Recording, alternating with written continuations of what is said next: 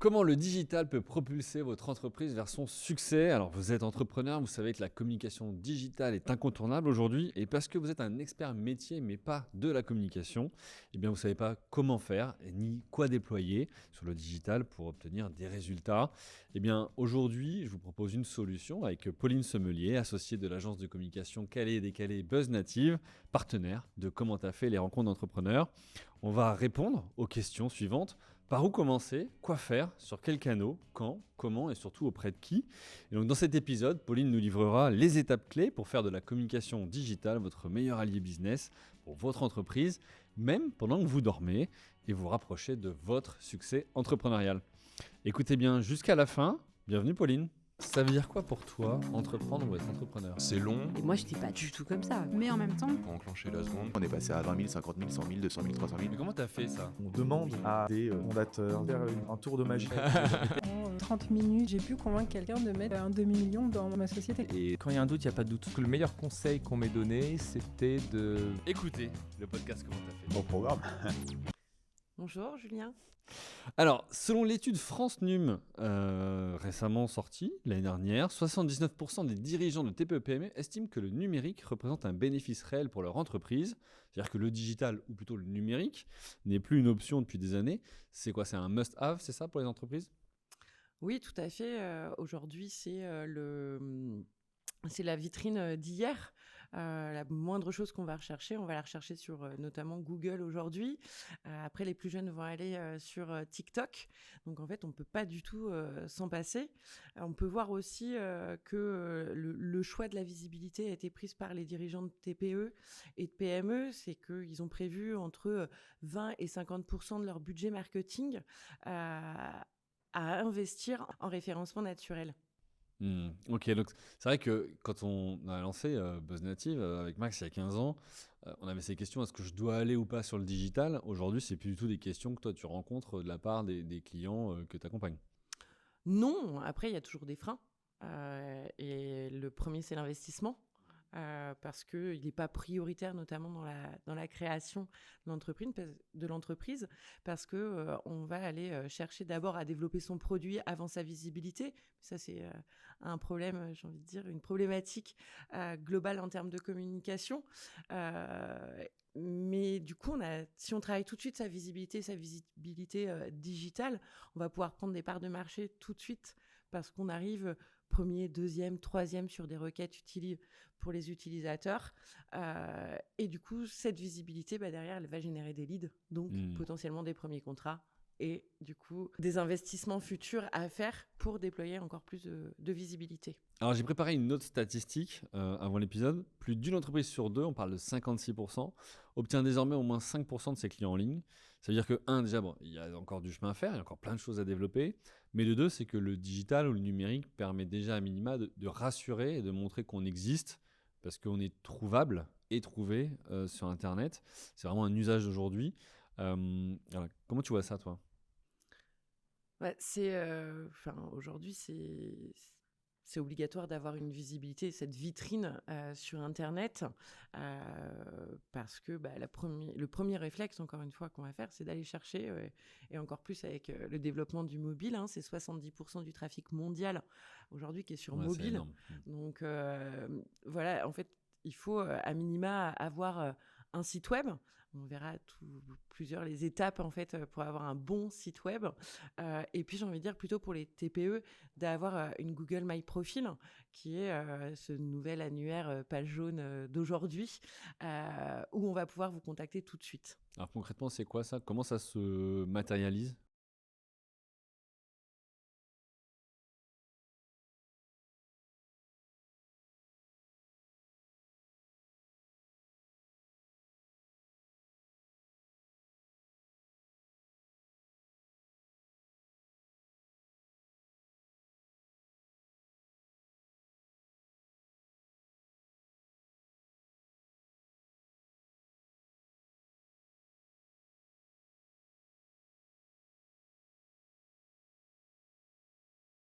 C'est un outil gratuit mis à disposition de la part de Google. C'est une fiche. Dès qu'on va taper votre nom dans la requête Google, il y a une fiche qui va apparaître avec votre adresse, votre numéro de téléphone le lien vers votre site web. Si vous faites de la réservation en ligne, vous pouvez mettre vos liens vers la réservation en ligne. Et puis surtout, elle se travaille, parce qu'on va pouvoir travailler les produits aussi visibles dès cette page-là sur Google. Alors, on l'a dit, c'est aujourd'hui incontournable d'être en ligne, à minima pour rassurer, parce que c'est vrai que quand tu prends ton téléphone, tu regardes, tu dis, je tapais le nom de l'entreprise ou de la personne, je trouve rien, ça peut paraître même louche. En tout cas, c'est le genre de réaction qu'on peut avoir. Pour autant, il y a une autre donnée qui aujourd'hui me marque, c'est que seulement 65% des entreprises possèdent un site internet aujourd'hui qui présente leur activité. Je ne pensais pas qu'il y avait un tiers des entreprises qui aujourd'hui n'avaient même pas de site internet, moi. Oui, malheureusement, il y a encore des secteurs d'activité où on se limite à faire cet investissement-là parce que il y a aussi du temps à consacrer au-delà de l'argent. Et puis c'est une évolution des croyances parce qu'on peut penser que non, j'ai suffisamment de clients, j'ai pas besoin d'être visible. C'est le genre de réaction que tu peux avoir? J'ai déjà entendu, oui. T'as quoi? Donc, des gens qui se disent j'ai déjà assez d'activité, donc j'ai pas spécialement besoin de développer une visibilité en ligne. Ouais. Qu'est-ce qu'il peut y avoir d'autre? Est-ce que les gens savent à quoi s'attendre aussi? Est-ce que c'est clair pour eux qu'est-ce qu'un site peut apporter, par exemple? Il y a vraiment, encore une fois, des fausses croyances dessus, de tout ce que ça peut apporter un site web. Et parfois, on fait l'amalgame entre le site web et les réseaux sociaux. Non, mais c'est bon, j'ai les réseaux sociaux, ça va faire le job. Non, encore une fois, les réseaux sociaux ont leur impact, font partie de l'écosystème digital. Mais le site web reste aujourd'hui quand même ce qui va apporter le plus de visibilité, encore une fois, selon les actions qui vont être mises derrière, quoi. Ok, donc ça peut être ça. Est-ce que aujourd'hui aussi, tu peux avoir d'autres réactions, de style des dirigeants qui ne sont pas encore à l'aise avec le numérique ou autre? Parce que ces dernières années, il y a eu beaucoup de formations gratuites par l'État, par Google, etc., entre autres. Mais voilà, est-ce que tu vois une évolution, toi, du niveau, finalement, de connaissance du digital? J'ai vraiment tout niveau en termes d'appréciation du digital. J'ai des gens qui n'y connaissent rien du tout. Et puis, je vais être face à des directeurs marketing digital. Après, il y a eu aussi, justement, tu parlais de beaucoup de formations. C'est aussi la qualité des livrables derrière où on s'est souvent retrouvé avec des gens qui ont mal été accompagnés. Et ça, je le rencontre souvent. Donc, du coup, ça crée de la défiance de la part de ces dirigeants d'entreprise. Et puis, nous, ça nous demande beaucoup plus d'énergie. Mais oui, on a encore des gens qui savent qu'ils peuvent pas s'en passer. Mais du coup, ils ont pas le temps, pas l'envie de le gérer eux-mêmes, et du coup ils font appel à des agences comme la nôtre. Alors justement, on disait tout à l'heure peut-être que des dirigeants, des entrepreneurs ne savent pas toujours à quoi s'attendre.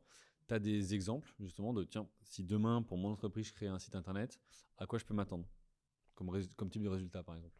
Ah oui, moi c'est celui que j'adore suivre, notamment avec mes équipes, c'est le ROI, parce que nous on va vouloir montrer que chaque clic, chaque euro investi, il doit rapporter. Ça, moi, c'est l'un de mes leitmotivs. On ne parle pas de likes, on ne parle pas de nombre d'abonnés, parce qu'en fait, finalement, ça n'a pas d'impact finalement, pour le business. Mais plutôt combien de clients ont rempli leur panier, le panier moyen, le nombre de leads qualifiés, qu'est-ce que ça donne aussi de leur côté en termes de contrats. Et puis, du coup, tout ça, nous, on va essayer de mixer aussi bien des stratégies de référencement naturel, de publicité digitale, sur Google notamment, mais aussi sur les réseaux sociaux, d'aller travailler du display, du remarketing, de la publicité sur des sites type Le Bon Coin, Amazon, l'étudiant. En fait, là où il y a la cible de nos clients. En fait, ni plus ni moins, on met un vrai plan média digital en place. Et en sortant peut-être aussi des sites mainstream, ou en tout cas de dire tiens, ok, tout le monde est sur Google ou sur Facebook parce que c'est les principaux, mais peut-être qu'il y a des poches comme ça de clientèle qui sont disponibles sur d'autres canaux. Parce que tu l'as dit tout à l'heure, ça m'intéresse parce que tu disais le site ça ne vient pas en opposition aux réseaux sociaux, il vient en complément. Parce qu'on est tous des êtres où finalement, dans notre même journée, on peut avoir une consultation sur Internet, mais aller aussi un petit peu sur les réseaux sociaux en fonction de notre temps dans la journée. On est des êtres, j'ai envie de dire, quelque part un peu multidimensions, et donc en tout cas multicanaux. Donc ça, comment le traiter? Parce que c'est vrai que c'est aussi un sujet, c'est-à-dire que demain, je suis entrepreneur, j'investis, je crée un site, où je vais sur les réseaux sociaux, où je fais les deux en même temps, comment je fais, quelle stratégie j'ai sur chacun des canaux. Ça, c'est des vrais sujets, des vraies questions qu'on se pose. Oui. Après, j'aurais tendance à dire qu'il faut le faire par étapes. Tout lancer d'un coup, en fait, ça va multiplier son temps. Et ce qui va être important aussi, c'est de savoir où est ta cible. Tu parles de Facebook, on parle encore beaucoup de Facebook, sauf qu'aujourd'hui, on a de moins en moins d'utilisateurs au profit d'Instagram, par exemple, où on va avoir une cible beaucoup plus senior sur Facebook qu'on va moins encore retrouver sur Instagram. Et commence à arriver. Voilà. Après, le site web va toucher une certaine population aussi. Donc voilà, j'ai envie de dire, il faut vraiment le faire par étapes. Pour moi, la première étape, c'est effectivement d'avoir un site web et effectivement, malgré tout, d'être présent sur les réseaux sociaux, d'avoir son compte et de choisir pour pas perdre son temps, quel réseau j'investis du temps. Est-ce que, encore une fois, c'est nécessaire d'aller sur Facebook versus Instagram? Est-ce que ma cible y est? Et quel est l'objectif que j'attends avec chacun de ces outils? Oui, donc déjà poser ces objectifs qui ont cible pour pouvoir identifier les bons canaux. Tout à fait. Et pas s'éparpiller, comme tu dis, et puis pas non plus créer de la charge, à la fois alors financière, parce qu'il faut des moyens évidemment pour investir, mais en même temps temporel, de la part des équipes des agences, mais aussi du client, parce que lui aussi va être mis à contribution pour que sa communication puisse se développer. Justement, tu as dit ça, tu as parlé des étapes. Est-ce que tu peux nous expliquer? Je me mets dans la peau d'un auditeur du podcast. Je ne suis pas un expert de la communication digitale, je suis entrepreneur. Je sais qu'aujourd'hui, le digital, c'est incontournable. Je dois communiquer sur le numérique. Ça va booster mon entreprise, mais je n'ai aucune idée de comment faire. Voilà. Qu'est-ce que tu conseilles et comment j'avance étape par étape? Nous, toujours, on va commencer par un audit. Ça va être un peu un audit de l'écosystème digital. C'est voir où est-ce que vous êtes présent sur le site et surtout par rapport au site internet. Quel mot-clé, en fait, fait que vous ressortez? Aujourd'hui, on peut voir qu'il y a des marques, c'est 95% de leur trafic arrive uniquement par leur nom de marque, alors qu'ils n'ont pas une notoriété importante. Donc ça veut dire que les gens qui vont sur leur site, c'est des gens qui connaissent déjà l'entreprise, et donc potentiellement ils se coupent de ces deuxième ou troisième cercles de relations qui ne les connaissent pas encore et qui ne savent pas qu'ils proposent une solution. Ouais, alors moi j'irais encore plus loin, c'est que moi ma croyance, en fait, ceux qui te connaissent déjà, c'est pas intéressant, c'est pas ceux que je cherche finalement moi avec toutes mes stratégies, c'est ceux pour lesquels je suis inconnue et qui vont me découvrir grâce à des mots-clés. Et justement, après, tout le parcours sur le site internet va faire que je vais les séduire ou pas pour qu'ils me contactent directement, quoi. Donc oui, il y a l'audit. Et dans cet audit-là, l'étape incontournable, c'est d'aller regarder la concurrence. En fait, il faut arrêter d'être nombriliste, de savoir d'où nous, on va partir. On va savoir aussi d'où va partir la concurrence. Et comment on va pouvoir aller prendre des parts de marché et de visibilité sur la toile. Sans ça, on n'a aucun élément pour pouvoir dire que la mission, elle est réussie. Oui, parce que là, il y a un sujet entre comment nous, on se voit, comment on voit donc notre entreprise, les mots qu'on utilise et finalement aussi les mots qu'utilisent, les mots-clés, les clients, en tout cas les cibles qu'on peut avoir. Tout à fait. Ça, il y a souvent un grand écart, j'ai envie de dire, entre ce que nous, on va penser parce qu'on est le professionnel de l'activité versus notre utilisateur. Nous, on va utiliser des termes techniques alors que peut-être que la cible va taper une question. Donc exactement. Effectivement, il y a les questions, il y a ce qu'on va appeler la longue traîne. C'est vraiment une phrase très longue. Donc, c'est quelque chose d'ultra précis. Et puis, on va avoir pour certains encore quelques combinaisons, 2-3 mots clés sur lesquels il va falloir qu'on ressorte. Mais c'est vraiment la recherche qui est complètement différente quand on est professionnel et quand du coup on cherche le service. Ça, c'est et la dernière chose aussi, c'est que le service, il soit déjà, entre guillemets, dans la tête de l'utilisateur. Si l'utilisateur est incapable de savoir que le service, il existe, en fait, vous ne serez pas cherché sur Google, en tout cas. Ça, il faut l'avoir. Donc, il faut plutôt aller travailler des notoriétés dans ce cas-là, et c'est d'autres stratégies. Ok, donc ça, c'est la première étape. Ouais. Ensuite, Ensuite, on va penser le site web. On va le penser pour qu'il soit performant. Mais on peut allier performance, esthétisme, expérience utilisateur. J'ai envie de rajouter éco-conçu et accessible pour tous. alors là, tu viens de dire plein de choses. Ah ouais. J'ai envie, mais j'ai envie de t'arrêter, d'être un peu provoque. Mais pour beaucoup qui connaissent rien, justement, je me mets dans cette peau-là, du coup, c'est un site, c'est un site. Je peux le prendre là, comme là, ou avec n'importe quelle agence. Des agences, il y en a plein. C'est quoi pour toi la différence entre un... Alors, la question elle est un peu bête, mais entre un mauvais et un bon site?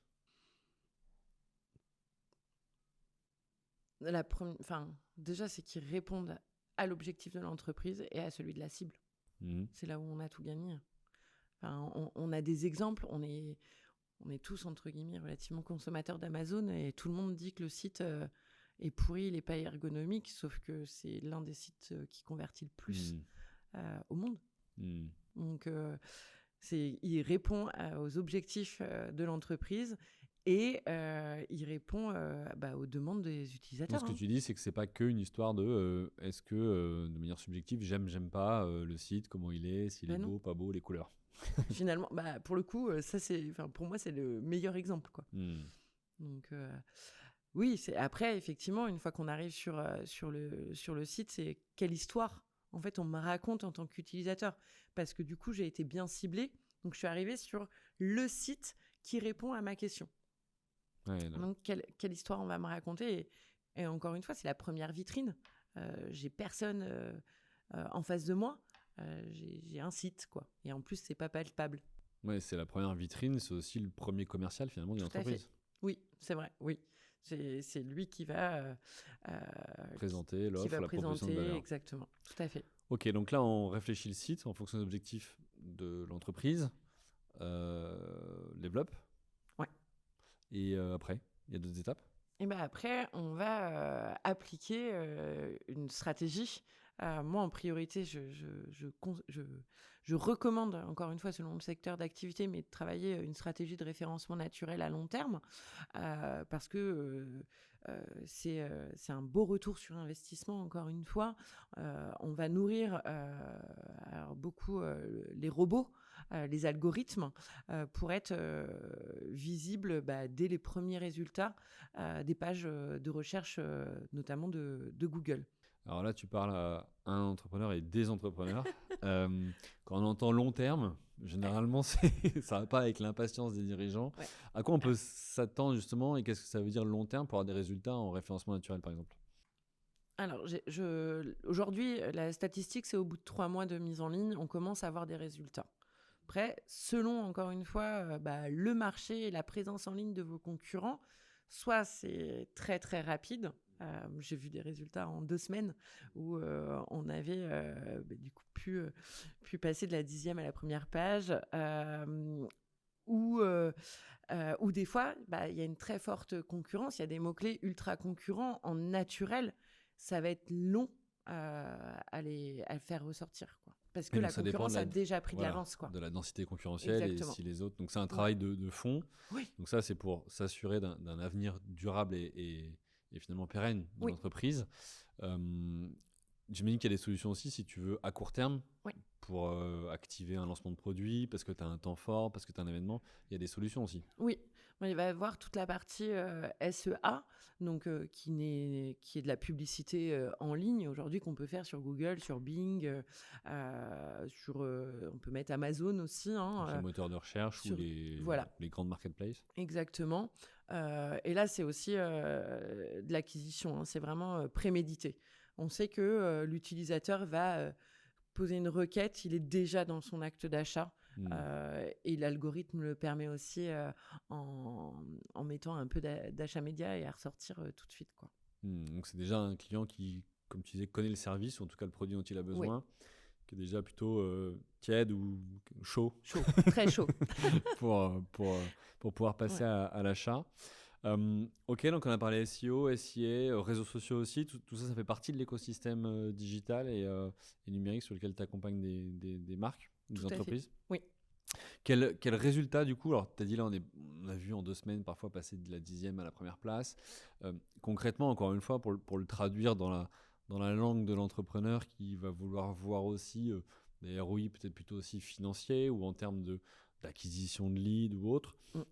Qu'est-ce que tu peux partager comme statistique ou exemple de résultats que tu as obtenu? Ouais, j'en vois 2. On a un de nos clients sur lesquels, en plus, on ne peut pas faire de publicité en ligne. Son secteur d'activité ne nous le permet pas légalement. Donc, du coup, la seule solution qu'on a, c'est de faire du référencement naturel. On fait 540% de ROI. On a multiplié par 5,4 son investissement en une année. Donc, pour le coup, c'est assez vertigineux, je pense qu'on peut le dire. Tous les ans aussi, il faut voir, puisqu'on l'accompagne depuis 4 ans maintenant, tous les mois, il augmente de 20% son chiffre d'affaires. De manière organique. De manière organique. Donc ça, c'est simplement avec les internautes qui vont taper les mots-clés, etc. et se rendre sur ce site et acheter. C'est ça. Ok, donc là, effectivement, tu te rends compte en tant qu'entrepreneur que c'est intéressant d'investir. Oui. Oui. Et du coup, j'en ai un autre qui est vraiment outsider sur son marché, belle PME en région Centre-Val de Loire. Elle a refait son site et elle est passée en 5 mois après sa refonte et une stratégie de référencement naturel à x3 son trafic qu'elle avait en 1 an. Et puis, on est passé de 0 lead à 12 leads par mois. Et ça, c'est aussi un des plus beaux cadeaux que nous, on peut avoir. Il a fait, grâce à ses leads, et en tout cas, il nous a partagé qu'il avait converti un de ses leads. Le panier de départ chez eux, c'est à peu près 50 000 €.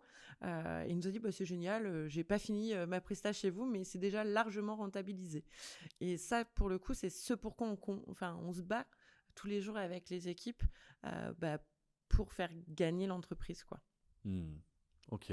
Bon, donc on voit qu'il y a du retour sur investissement. L'IA dans tout ça, aujourd'hui, c'est un sujet dont tout le monde parle, notamment dès lors qu'on a les mots-clés comme digital et numérique. C'est un booster, une menace. Comment ça fonctionne? Ça va être un booster. Moi, je le vois pas en menace. Ça va être vraiment une aide. Je pense qu'on peut tous le dire quasiment aujourd'hui. On l'utilise tous plus ou moins. Il va venir nous aider aussi à faire de la gain de productivité. Là où moi, c'est intéressant, c'est que plutôt d'aller chercher de la statistique, l'IA va pouvoir aller me la chercher, me la structurer pour que finalement, on passe plus de temps dans l'analyse et dans le conseil. Donc ça, pour moi, c'est hyper fort. Après, oui, on va pour de la rédaction d'articles, pour de la rédaction de posts, de textes social media pour les publicités, ça va être intéressant. C'est une aide indéniable. Très bien, je suis obligé de te poser la question. L'agence Calais, Décalé, Buzz Native est sponsor de Comment t'as fait.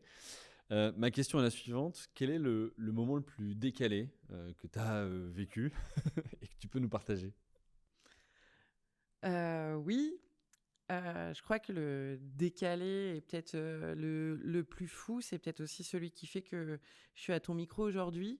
C'est il y a 3 ans, je crois maintenant, où lors d'un entretien, je t'ai dit, suite à ta question où tu m'as dit comment tu te vois évoluer chez Buzz Native, et puis je me suis dit dans ma tête, vas-y, dis-le, devenir associé. Et encore plus de fierté aujourd'hui d'avoir accompli ce moment un peu décalé, quoi. Et oui, comme quoi parfois, il faut aussi provoquer les choses. Écoute, un plaisir d'accueillir du coup mon associé sur mon podcast. Je vous l'avais annoncé, cet épisode est une pépite pour vous qui entreprenez, qui êtes convaincus que votre entreprise elle doit investir sur la communication digitale, mais vous ne savez pas forcément toujours par où commencer et quoi faire. Eh bien, si vous avez besoin d'experts, contactez donc BuzzNative, buzznative.com, BUZNATIVE.com. Et puis vous serez bien reçu par Pauline et toute son équipe de spécialistes de la dimension digitale. Est-ce que tu peux, je sais pas, pour nos auditeurs, est-ce que tu n'as pas quelque chose à offrir, une exclue, quelque chose de spécifique pour celles et ceux qui écoutent? Si, donc, du coup, pour les auditeurs du podcast, comment t'as fait? Moi, je vous propose un audit offert de 30 minutes de moi et de ma consultante SEO Inès, voilà, sur vos prochaines visibilités en ligne. Super. Bon, vous savez quoi faire. À très vite avec de nouveaux épisodes pour vous permettre de rencontrer votre succès entrepreneurial. Bye.